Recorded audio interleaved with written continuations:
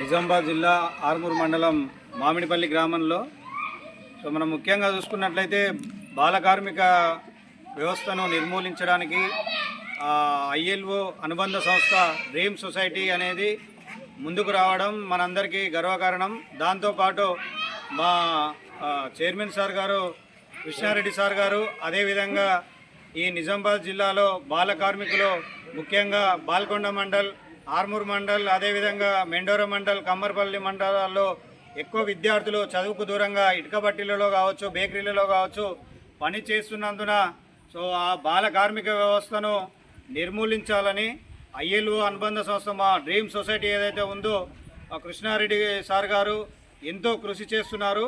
అదేవిధంగా ముఖ్యంగా మనలాంటి బడుగు బలహీన వర్గాల విద్యార్థులు రెక్కాడితే డొక్కాడని పరిస్థితులు అటువంటి మన తల్లిదండ్రులు అంటే బడికి పంపాలంటేనే ఒక భారంగా భావిస్తున్నటువంటి ఈ రోజుల్లో గవర్నమెంట్ స్కూల్స్ కానీ కాలేజీలు ముఖ్యంగా మన గవర్నమెంట్ పాఠశాలల్లో ఇప్పుడు ప్రభుత్వం కూడా మంచి ఫెసిలిటీస్ కల్పిస్తుంది.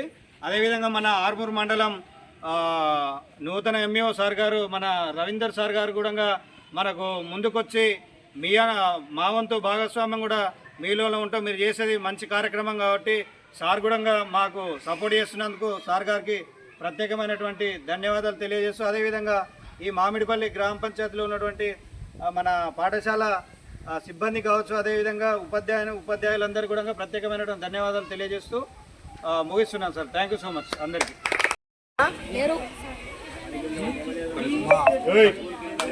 తమ్ముడు అందరు సైలెంట్. ఈరోజు మామిడిపల్లి ఉన్నత పాఠశాలలో బాలకార్మిక నిర్మూలన వ్యవస్థ అవగాహన ర్యాలీ నిర్వహించడం జరిగింది. మరి ఇందులో భాగంగా 6 నుంచి 14 సంవత్సరాలలోపు విద్యార్థులందరూ కూడా బడిలో ఉండి చదువుకోవాలి. ఇంతకుముందు శ్రీశైలం గారు చెప్పినట్లు మరి ఆర్మూర్ మండలంలో కొంతమంది విద్యార్థులు ఇటుక బట్టలలో, తర్వాత బేకరీలలో, హోటళ్ళల్లో పనిచేస్తున్నట్టు వారు చెప్పారు. కాబట్టి అటువంటి విద్యార్థులని పిల్లల్ని గుర్తించి మరి ఆ ఓనర్స్ పైన కఠినమైన చర్య తీసుకోవాలి.